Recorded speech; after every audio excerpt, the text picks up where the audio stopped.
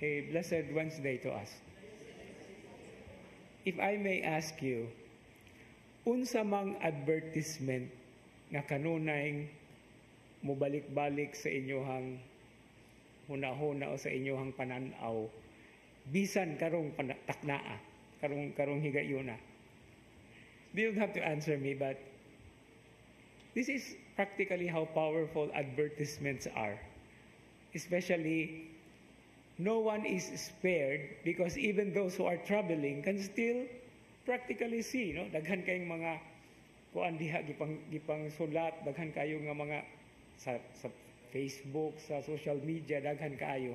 Now, why am I trying to look into this at the very start of the homily or of the sharing? It's actually precisely our gospel reading today, very short.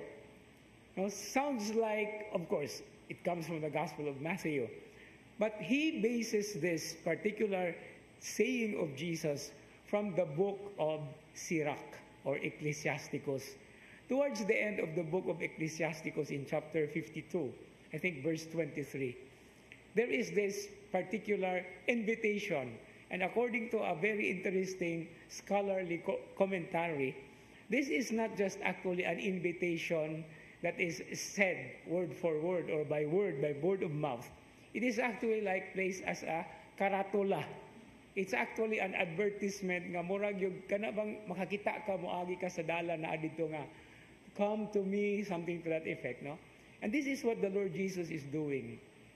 And the Word of God, the Word made flesh, the Word incarnate, the very person that we are focusing ourselves, especially as we are already going closer to the commemoration or to the remembrance of his death, of his birth, okay? His first coming is always constantly calling us and inviting us. Wa siya'y hunong nga nag-agda kanato.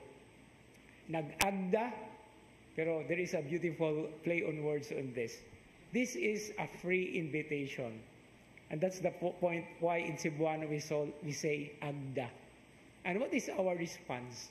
Since it is a freely given invitation, it also is to be answered freely. And do you know if you jumble the word agda in Cebuano, the 4 letters A-G-D-A, you also form the word agad. Dili Tagalog nga agad, agad-agado, kundi mag-agad sad na sa atong pagtubag. Walay pugsanay ang imbitasyon sa Ginoo.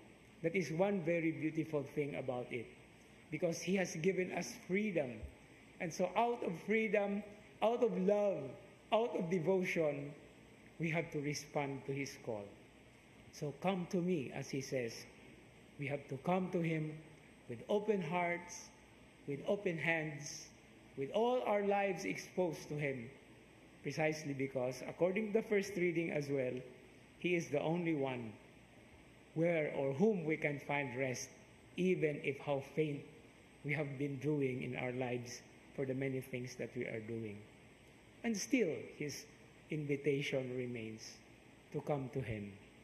And as we are coming here, as we are here today, that is what we are responding to. And hopefully not only for today, but for the rest of our lives. Amen.